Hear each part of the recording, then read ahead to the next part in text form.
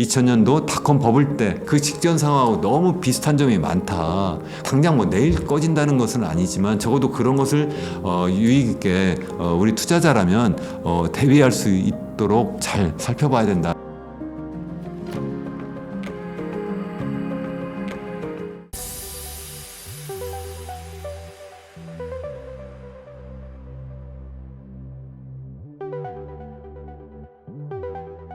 네, 안녕하세요. 웅달 책방 구독자 여러분, 오늘 여기 함께 시간을 하게 돼서 반갑습니다. 저는 강원대학교 국제무역학과 현재 재직하고 있고요.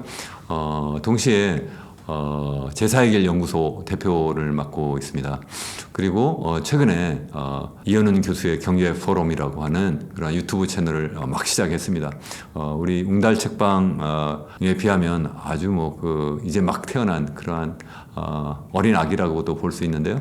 여러분 함께 또 가끔 찾아주시면 더더욱 감사하겠습니다. 일단 좀 전에 말씀하신 것처럼 연방정부 부채가 한 34조 달러 정도 이렇게 된다고 하는데요. 미국의 GDP가 지난해 기준으로 한 25조 달러 좀 넘거든요. 그러니까 우리 GDP 대비로 보면 한 130% 이상 이렇게 되는데, 이 정도면 굉장히 많은 건 사실입니다. 이렇게 많다 보니까 이것 때문에 원금을 나중에 갚아야 되는 부담도 있지만 당장 이자를 갚아야 되는 것이 지금 국방비 지출보다 더 많아졌다 이런 얘기도 하긴 하는데요. 이거는 그냥 상징적으로 그렇다는 뜻이고, 앞으로도 계속 연방 정부가 재무부가 이제 국채 발행하고 계속 또 자금 조달하고 이렇게 하게 되면 이게 계속 돌아가기만 할 수만 있다면 이자 부담이 그것 때문에 미국 연방 정부가 셔다운 되거나 이렇게 되지는 않을 거라고 생각합니다. 다만 이게 계속 지속 가능한 것은 아니기 때문에 결국 언젠가는 조금씩 이 연방 정부 지출을 줄여야 되기 때문에 그것이 지금 당장은 거품을 키워가는 그러한 어쩌면 경제를 마치 소프트 랜딩하는 그러한 것으로 이렇게 만들어 나가는 하나의 힘이 될 수 있지만, 나중에는 도리어 이제 경제를 끌어내리는 그러한 역할도 할 수 있을 거라고 저는 생각합니다.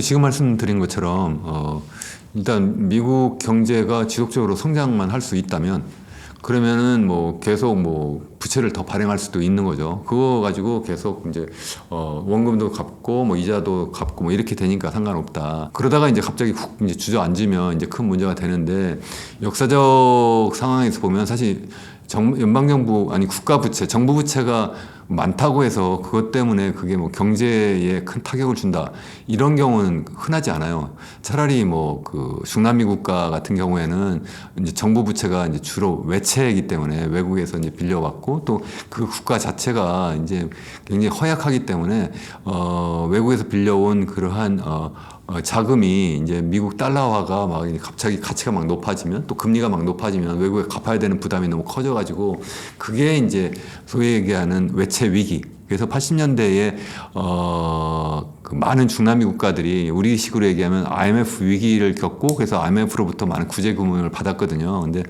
미국 같은 선진국은 그러한 상황까지 가지 않을 거라고 생각을 해요. 일본 같은 경우에도 더군다나 그 정부 부채가 GDP 대비로 350% 정도 되니까 미국보다도 많아도 2배 이상 많은 수준인데, 그것 때문에 일본 정부가 쓰러지거나 그런 건 아니잖아요. 그런 건 아니기 때문에 그 자체가 문제가 되지 않는다. 차라리 보통 이제 문제가 되는 거는, 부채를 보면 한 나라의 부채는 정부가 지는 부채가 있고, 또 뿐만 아니라 기업이 지는 부채가 있고, 그 다음에 이제 가계가 지는 부채가 있는데, 미국 같은 경우에는 가계 부채하고 기업 부채가 상대적으로 굉장히 양호해요. 우리나라보다도 상당히 양호해요. 우리나라 같은 경우는 두 개 다 100% 훌쩍 넘어버리는데, 그래서 우리나라가 도리어 이제 부채하면 걱정이 되는 나라지, 미국이 연방정부 부채가 GDP 대비 120% 넘었다, 그래서 그거 위험하다, 이렇게 보지는 않습니다. 다만 이게 계속 지금 소위 금리를 계속 높였잖아요. 연준이, 중앙은행이 계속 금리를 높이고, 그래서 인플레이션과 이제 하나의 어떤 전쟁을 현재 벌이고 있는데, 근데 한쪽에서는 도리어 계속 연방정부가 계속 재정지출을 늘리고, 지난해만 해도 재정 적자가 1.7조 달러 정도 됐거든요. 그만큼 이제 시중에 돈이 더 풀려 나간 거예요. 그러니까 한쪽에서는 중앙은행은 계속 금리를 높이고 유동성을 줄이고 있는데, 한쪽에서는 자꾸 유동성을 풀고 있으니까 이게 물가를 잡지 못하는 또 중요한 원인이거든요. 그런 게 이제 문제가 문제가 되고 있는 거죠.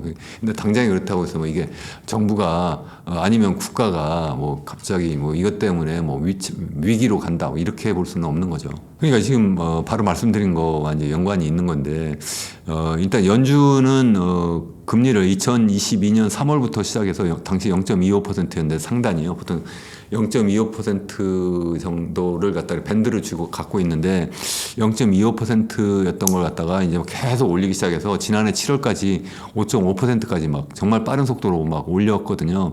이렇게 올리면서 동시에 또 뭘 했냐면 양적 완화했던 걸 갖다가 양적 긴축이라는 걸 해서 미국 연준이 코로나 상황에서 소위 우리 좀 전에 얘기했던 재무부가 발행한 그 국채를 주로 장기 국채 위주로 이거 매입을 했어요. 그렇게 하면 또 유동성을 또 시중에 많이 풀었거든요. 또 동시에 MBS라고 그래가지고 주로 부동산 담보 대출을 기반으로 하는 채권을 또 시중은행으로부터 많이 또 사들였어요. 그걸 한 2대1로 이렇게 했는데 그렇게 사들인 것이 사상 초유의 엄청난 규모였어요. 그게 코로나 터지기 전에는 한 연방정부가 갖고 있는 자산이 그러니까 그 갖고 있는 그런 채권 총액이 한 4조 달러 좀 남짓었는데 이게 무려 9조 달러까지 올라갔거든요. 그러니까 5조 달러만큼 두 배로 뻥튀기를 딱 해버린 거예요. 그만큼만 풀었는데 그걸 갖다 양적 긴축을 해서 조금씩 이렇게 이제 줄여 나가고 있는데 그게 아직 충분히 줄여지지도 않았어요, 사실은. 그래서 총통화 자체가 보면 장기 어떤 추이에서 보면 상단에 아직도 있어요. 그래서 아직도 유동성이 많이 풀려 있는 상태인데 더군다나 이 재무부가 이제 계속 이제 국채를 발행하면서 그래서 그 발행하는 이유는 좀 전에 말씀드린 것처럼 결국은 이제 여러 가지 이유가 있죠. 당연히 당장 경제가 어려운데 특히 어려운 서민들 살리기 위해서 학자금 대출한 것도 일부 풀어주기도 하고 요즘 얘기하는 인플레이션 리덕션 액트 해가지고 여러 가지 소위 얘기하는 반도체 관련 기업들은 보조금도 주겠다고 그러고 여러 가지 이런 정책을 계속 쓰면서 돈이 시중에 많이 풀려 나가 있으니까 금리를 높였어도 충분하게 이게 물가를 잡을 정도, 인플레이션을 잡을 정도가 되지 않았다고 저는 예전부터 그렇게 생각을 했어요. 그러니까 이게 결국은 이게 지난해 9월부터 시작해서 좀 떨어지는 듯 하더니 이게 다시 올해 초에 다시 이게 서서히 올라오기 시작해가지고 가장 최근 우리 오늘 녹화일 기준으로 보면 가장 최근 게 이제 지난 3월 기준인데 3월 달에 우리 CPI 인플레이션 레이트이 3.5% 전년 3월 대비 그 정도 올랐고요. 이걸 갖다가 소위 코어 CPI 인플레이션이라고 해가지고 소위 우리가 얘기하는 에너지 가격 그리고 식료품 가격을 제외한 그런 근원 물가 지수로 얘기하면 이게 무려 3.8% 정도 상승했어요. 그러니까 이게 무슨 얘기냐면 우리 보통 목표 인플레이션율이 2% 정도인데 그거보다도 높아도 훨씬 높고 더군다나 얘가 내려오다 다시 올라가 버리니까 이런 상태는 지금 연준이 기대한 거랑 전혀 다른 방향으로 움직이는 것이 아니냐. 그렇기 때문에 연준이 입장에서 생각하면 이게 금리를 지금 낮출 수가 없는 상황이 아닐까 그렇게 생각을 합니다. 저는 지난해 말에 우리 제롬 파월 연준 의장이 공수표를 띄워가지고 마치 내년에 그러니까 올해가 되는 거죠. 금리를 본격적으로 많이 내릴 것처럼 해가지고 보통 시장에서는 한 6번 정도 낮출 거다 이렇게 생각을 했어요. 그래서 엄청 낮출 거다.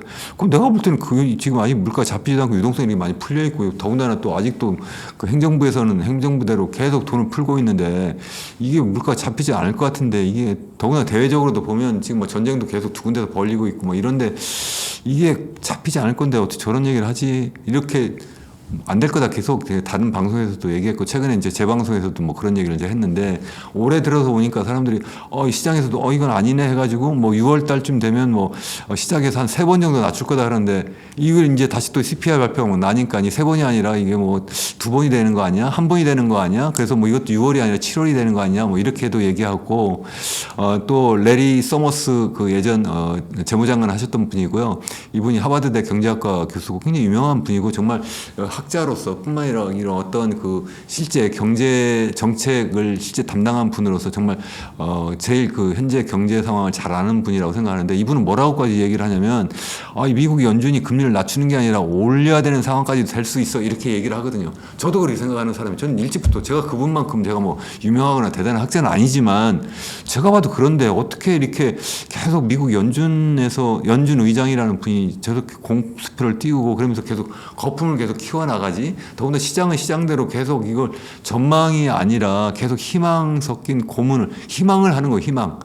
그러니까 전망과 희망은 다른 거죠. 자기들 바라는 계속 금리를 계속 낮춰가지고 주가가 뜨면 좋겠죠. 근데 그렇게 되지 않는데 계속 시장 참가자들에게 그렇게 유도를 해오지 않았나 저는 그렇게 생각을 합니다.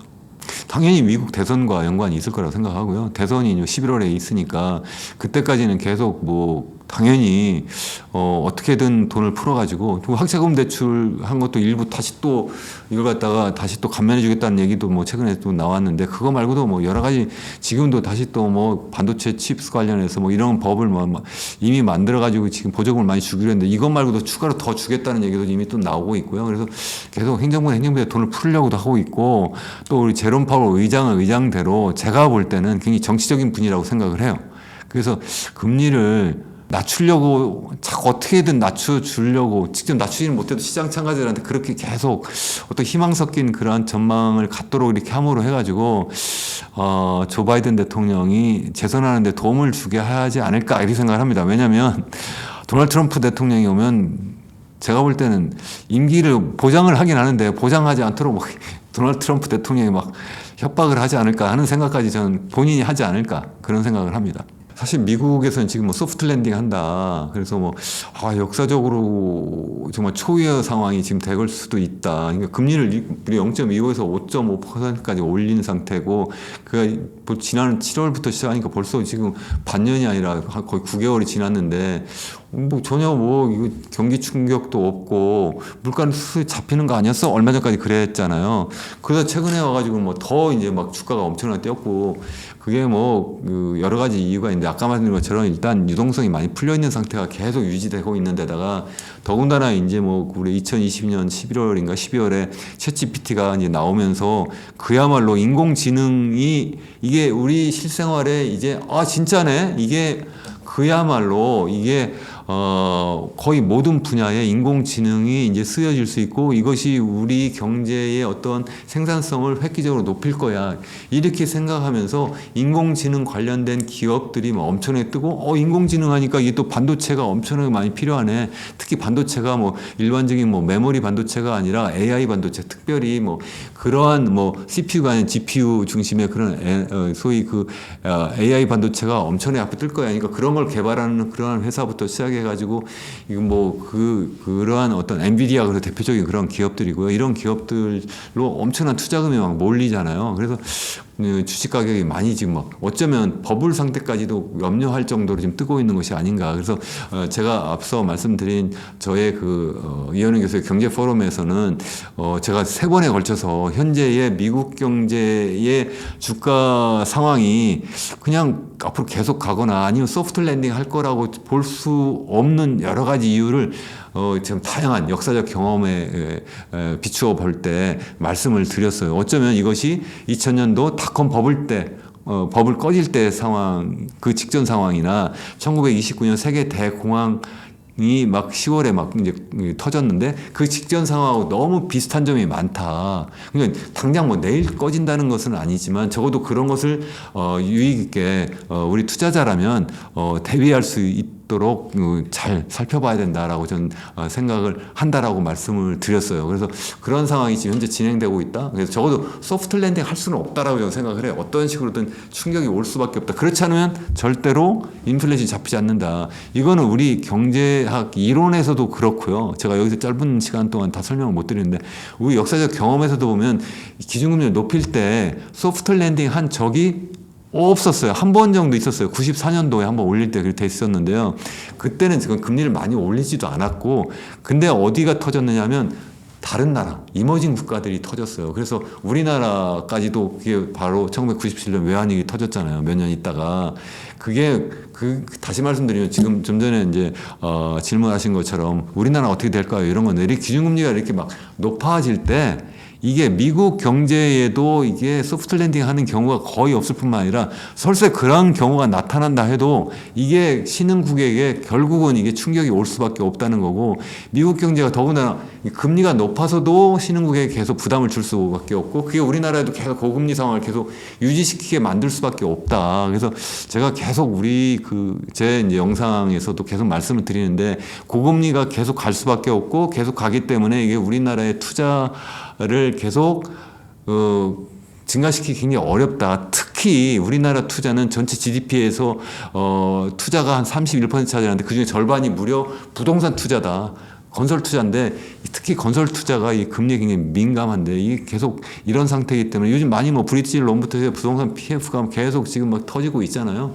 이게 이제 총선까지 어떻게든 이게 밀어놨는데 이게 계속 터질 수도 있겠다. 그래서 이게 결국 우리나라의 어떤 경제 내관이 이제 결국은 우리 부동산 부분이고, 특히 이제 그 내관 중에 내관이 이제 PF고, 그 중에서 또 이제 금융기관에 연관된 것이 이제 제2금융권하고 다 연관이 되어 있고, 이러면서 이게 크게 이제 문제가 될 수도 있겠다. 저는 이제 그렇게 생각을 하고 있습니다. 제가 이런 말씀을 드리면 일부 이제 미국 주식에 이제 많이 투자를 하고 계신 분들은, 야, 그러니까 지금 어떻게 해야 돼? 그러니까 인버스 사야 돼? 아니, 인버스도 아니고 곧버스 사야 돼? 뭐 이런 분들도 계신데, 또 실제 그래서 뭐 그렇게 미리부터 그렇게 했다. 그때 내 지금 뭐 엄청난 손실을 보고 있다. 이렇게 말씀하시는 분도 계신데요. 저는 개인적으로, 저도 투자자인데, 저는 뭐 인버스, 곧버스는 절대 안 합니다. 그거는 제가 이제 통계적으로 계산을 해보면, 얘 오르고 내리고 이렇게 해보면, 이거 오래 갖고 있을수록 얘는 마이너스 날 수밖에 없어요. 이건 마치 어디 정성 카지노에 가가지고 계속 투자 오래 하면 오래 할수록 결국 자기가 잃을 수밖에 없잖아요. 근데 통계적으로 보면 그런 상황하고 상당히 비슷한데, 더군다나 이거는 바로 터지기 직전에 뭐 하면 또 괜찮아요. 그건 저도 예측을 못하는 거고, 그 누구도 예측을 못해요. 그러니까 저는 뭐 인버스, 곧버스 이런 거, 소위 이거 숏을 치면 안 된다. 저는 말씀을 드리고 싶어요. 다만 그래도 저는 우리가 항상 포트폴리오를 이제 다변화하고 미래를 나름대로 대비는 해야 되잖아요. 그래서 저 같은 경우는 약간 그래서 현금 비중을 좀 높여간다든가, 뭐 그거 말고 대체 자산 있잖아요. 그런 쪽으로 좀 더 이렇게 비중을 높여가. 그래서 최근에 많이 금값도 올라가고, 뭐 최근에 뭐 비트코인이나 이런 크립토 커런시 자산, 크립토 자산도 많이 이렇게 가격이 뭐 올라가고, 그런 측면도 좀 있을 거라고 저는 생각을 하는데, 그렇게 미리 하신 분들은 굉장히 잘 하신 거죠. 그렇게 정도 하는 건 좋은데, 내일 당장 꺼질 거야. 그러니까 뭐 완전히 나는 다 팔아버린다든가, 아니면 뭐 숏을 칠 거야. 더 적극적으로. 이렇게까지는 저는 하라고 권하고 싶지는 않아요. 다만 약간 일부는 현금화하고 일부는 그렇게 대체 자산으로 이렇게 옮겨가는 것은 좋지 않을까. 뭐 그 정도 말씀을 드릴 수 있을 것 같습니다. 글쎄요, 저는 뭐 채권 전문가가 아니라서, 저는 뭐 채권을 하면 저는 미국 채권 정도는 약간 갖고 있긴 한데요. 미국 채권 같은 경우는 이제 결국은 미국 연준이 금리를 이제 낮출 거잖아요. 낮추면은 결국 이제 채권 가격이 높아질 수밖에 없기 때문에 결국 미국의 국채는 뭐 좀 갖고 있는 건 좋다고 생각하는데, 저는 제가 뭐 엄청난 리스크 테이커, 그러니까 위험 부담을 뭐 엄청나게 가지면서 엄청난 수익을 기대하는 사람이 아니라, 저는 장기 투자를 저도 하고 그렇게 권해요. 그렇기 때문에 이머징 국가의 뭐 주식이든 채권을 그렇게 저는 제가 개인적으로 하지 않습니다. 그래서 그에 대한 것은 제가 잘 모르겠어요.